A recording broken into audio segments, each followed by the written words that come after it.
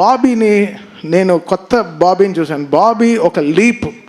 ఈ సినిమాతో Bobby will be అసలు ఆల్రెడీ ఎక్కడో ఉన్నాడు, చాలా పెద్ద సక్సెస్ ఇచ్చాడు మా చిరంజీవి గారికి.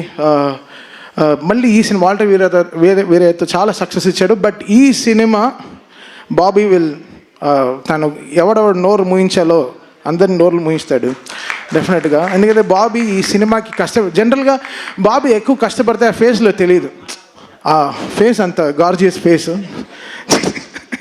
ఇప్పుడు చూస్తే పాపం రెడ్ కళ్ళతో ఏదో గ్లిసరిన్ వేసుకొని చక్కగా, ఇవన్నీ మా గొడవల వల్లే. ఆ రెడ్ కళ్ళు పొద్దున్నుంచి ఇద్దరు బీపీతో చచ్చిపోతున్నాను. నేను 2 టాబ్లెట్లు వేసుకున్నాను, తను 2 టాబ్లెట్లు వేసుకున్నాడు.